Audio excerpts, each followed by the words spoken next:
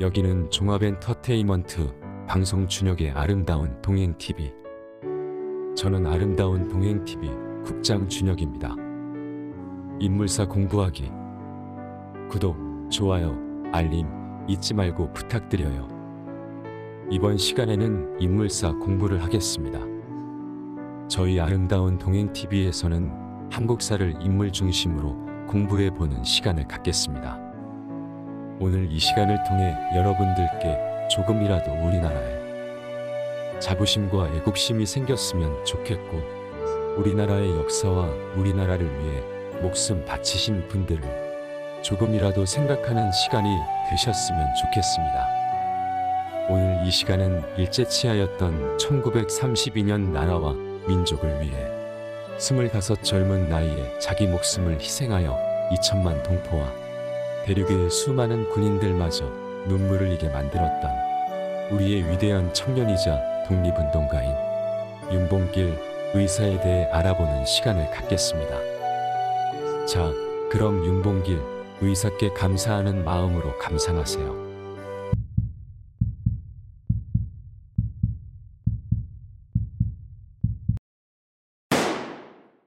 지금 시작합니다. 윤봉길 의사의 생애. 윤봉길 의사는 1908년 6월 21일 충청남도 덕산군 현내면 조량리현, 예산군 덕산면 실양리 178번지 목바리 마을 광연당에서 출생하였고, 지난날 한때 충청남도 예산군 예산읍 예산리에서 잠시 유아기를 보낸 적이 있는 그는 고려시대 명장이었던 윤관의 후손으로 아버지는 윤왕이며 어머니는 경주 김씨 김원상이다. 1911년 3월 4세 때 광연당에서 저한당으로 옮겨와 23세까지 생활하였다. 1918년 덕산보통학교 현재 덕산초등학교에 입학하였으나 다음 해에 3.1운동이 일어나자 이에 자극받아 식민지 노예 교육을 배격하면서 학교를 자퇴를 하였다. 이어 최병대 문화에서 동생 윤성애와 한학을 공부하였으며 1921년 유학자인 외국 성주록의 서당 오치서숙에 들어가 그의 문화생이 되었다. 오치서숙에서 윤봉길은 사서 삼경 등 중국 고전을 두루 익혔다. 1922년 15세에 성주 배씨 괴용순과 결혼하였다. 학업 성적이 우수하여 1923년 16세에 오치서숙 춘추시회에서 장원하기도 했다.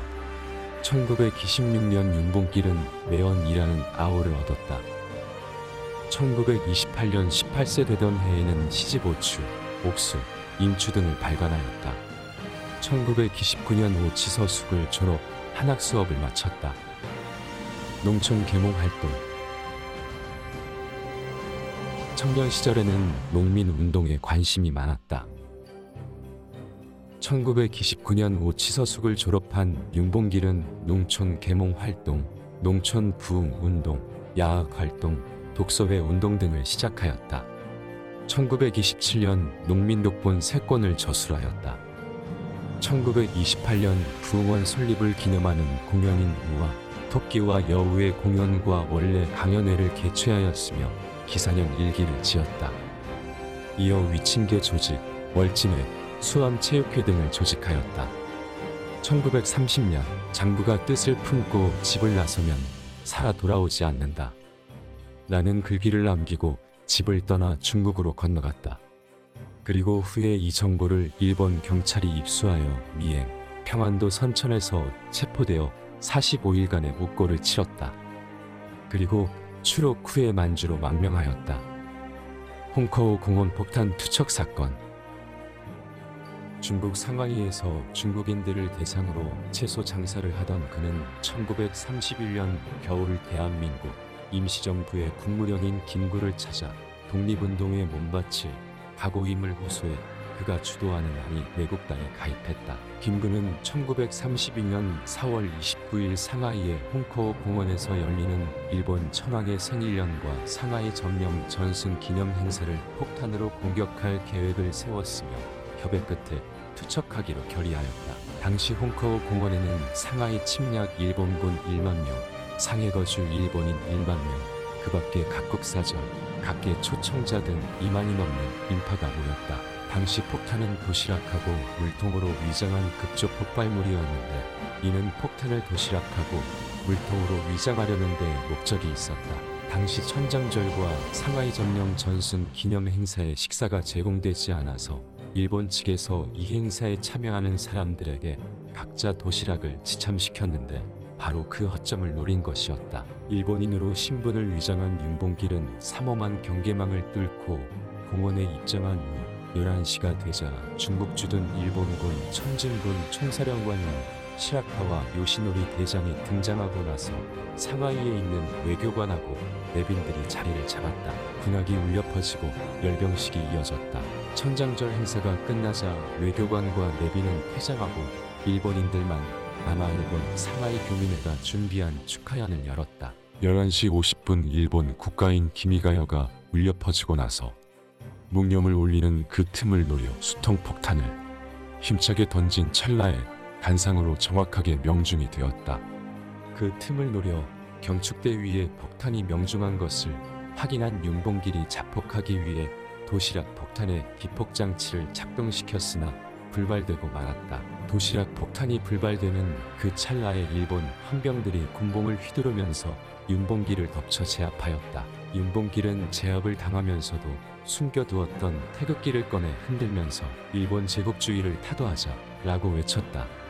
홍커우 공원에서의 폭탄 투척을 실행한 윤봉길은 상하이 파견군 총사령관 시라카와 요시노리, 상하이 일본 거류민 단장 가와바타 사다지 등을 처단하고 총영사 무라이는 중상, 제3함대 사령관 노무라 기치사부로 중장은 실명되었고 제구사단장 우에다 겐키치 중장은 다리 절단 중상을 당했으며 주 중국 공사 시게미스 마모로는 한쪽 다리를 잃어 절름발이가 되었다.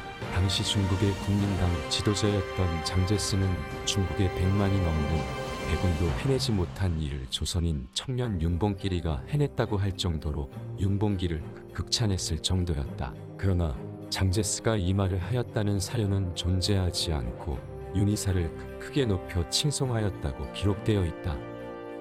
아마도 이러한 자료 때문에 100만 대군이 해내지 못한 걸 윤의사가 이루었다고 하는 말이 구전으로 남아 전해지고 있는 것 같다. 다음은 순국에 관한 것.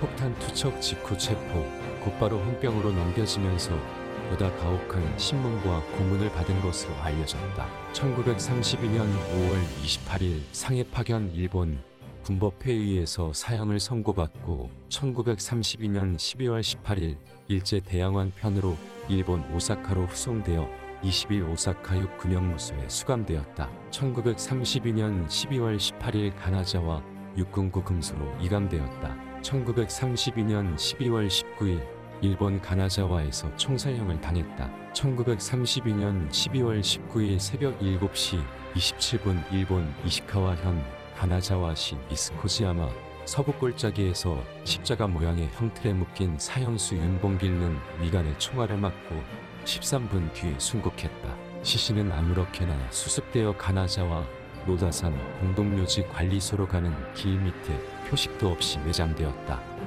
사형 집행 전에 미리 파놓은 2m 깊이의 구덩이에 시신을 봉분도 없이 평평하게 묻어놓은 것으로 사람들이 밟고 지나가도록 했다. 윤봉길 의사가 수뇌부를 섬멸시킨 데 대한 일제 군부의 처절한 복수였다. 그의 유언. 2005년 12월 18일 매연 윤봉길 의사 기념사업회는 순국 73주기를 맞아 유언 친필 사본을 공개했다. 윤 의사는 거사 이틀 전인 1932년 4월 27일 공원을 답사한 직후 홍커우 숙소인 동방공호에 돌아와 백범 김구 선생의 요청에 의해 유언을 작성했다. 이 자리에서 윤 의사는 거사가 조선 청년단에 대한 당부의 시, 김구 선생에 대한 존경의 시, 두 아들에게 남기는 유언 등 4편의 시를 2시간여 만에 썼다. 너희도 피가 있고 뼈가 있다면 반드시 조선을 위하여 용감한 투사가 되어라. 태극 깃발을 높이 드날리고 바의 빈 무덤 앞에 한 잔 술을 부어 넣으라. 그리고 아들이 없으면 슬퍼하지 말라. 사랑하는 어머니가 있으니 두 아들 종과 감에게 남긴 시에는 거사를 앞둔 비장한 심경과 자식과의 이별을 아쉬워하는 마음이 담겨 있다고 평가된다. 윤희사의 사후, 국민의회 부주석 김구는 일본에 있던 박열에게 삼위사 윤봉길, 이봉창, 백정기의 유해 발굴을 부탁하였다. 유해봉안 추진위원장을 맡은 박열은 제1동포들과 1946년 3월 6일 사형장에서 남쪽으로 3km 떨어진 가나자와 신호다, 산시형 공동묘지, 북측 통행도에서 윤봉길의 유해를 발굴하였다. 같은 해 6월 16일 서울에 도착하여 6월 30일 국민장으로 안장되었으며 장지는 효창공원이다. 1962년 대한민국 정부는 윤봉길에게 건국훈장, 대한민국장 1등급을 추서하였다. 윤희사의 기념사업.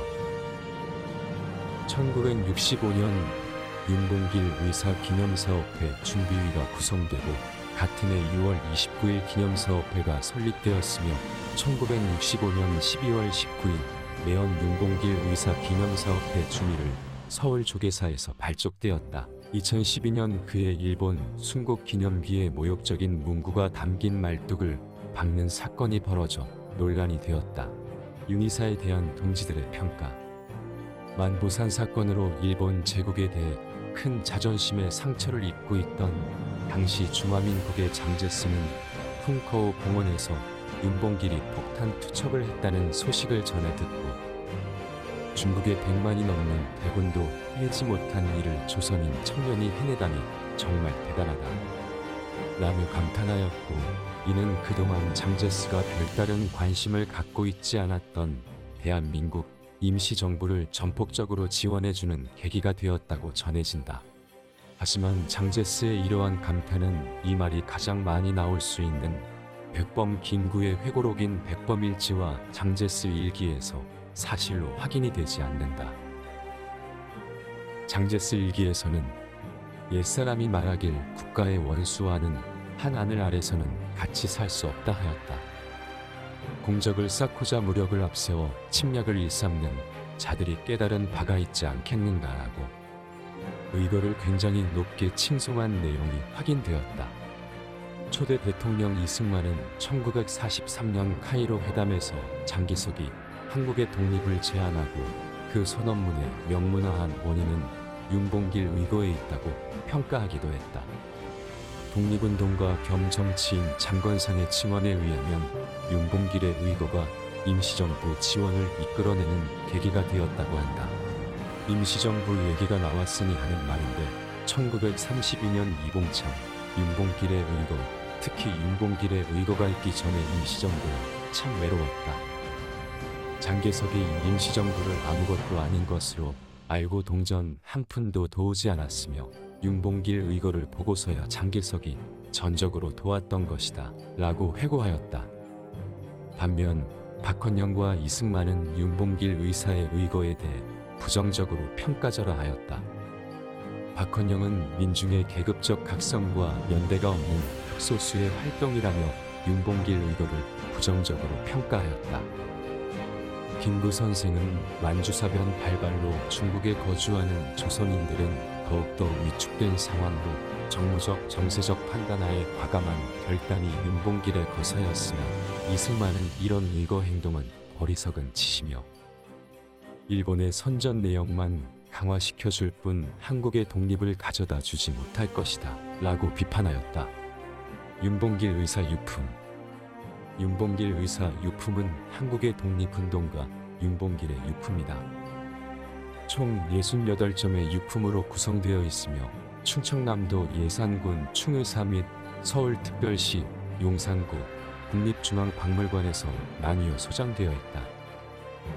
보물 제568-1호 선서문, 보물 제568-2호 이력서 및 유서, 보물 제568-3호 해중시계, 보물 제568-4호 지갑부 중국화폐 지갑, 보물 제568-5 윤봉길이 쌓인, 보물 제568-6호 손수건, 보물 제568-8호 일기, 보물 제568-10호 묵민독권, 보물 제568-11호 형틀대트, 보물 제568-12호 편지.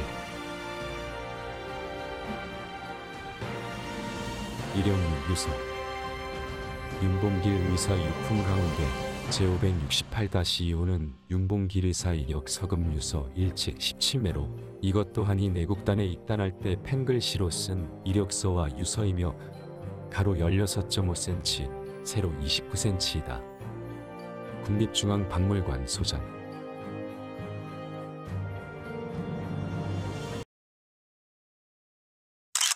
제작 준혁의 아름다운 동행 TV. 혼자 다 해먹는 제작자 겸 국장 준혁이었습니다. 오늘은 89주기를 맞는 윤봉길 의사의 의거와 그의 생애 및 업적 등에 대해 알아보았습니다. 오늘 영상 어떠셨나요? 잠시라도 이번 콘텐츠가 모든 시청자분들께 나라를 사랑하고 우리가 살고 있는 이 땅을 지키기 위해 목숨 바쳐 희생하신 분들을 잠시나마 생각해보는 시간이 되었으면 합니다. 한편 저희 종합 엔터테인먼트 방송 준혁의 아름다운 동행 TV에서는 우리나라의 역사적으로 훌륭한 발자취를 남기신 이름 없는 분들을 찾아서 한 분 한 분 영상으로 소개해드리겠습니다. 역사적 귀인들을 잘 아시거나 잘 알려지지 않은 의병이나 독립운동가 후손 여러분들의 연락과 참여 부탁드립니다. 연락은 제 전화번호를 정보칸에 남겨놓으며 메일로도 연락을 받고 있습니다. 메일은 shi775-arundaun-dong-heng.com 또는 shi775@naver.com으로 보내주세요. 아름다운 동행TV에서 준비한 소정의 선물도 드리고 있답니다. 지금까지 아름다운 동행TV 준혁이었습니다. 구독과 좋아요, 알림 설정은 좋은 컨텐츠를 만드는데 큰 도움이 됩니다. 잊지 마시고 꼭 구독과 좋아요, 알림 설정 부탁드리며 저는 다음 시간에 더 좋은 컨텐츠로 여러분들을 찾아뵙겠습니다. 여기는 아름다운 동행TV였습니다. 감사합니다. 좋은 하루 되세요. 준혁의 아름다운 동행TV. 아름이 여러분, 다음에 또 만나요.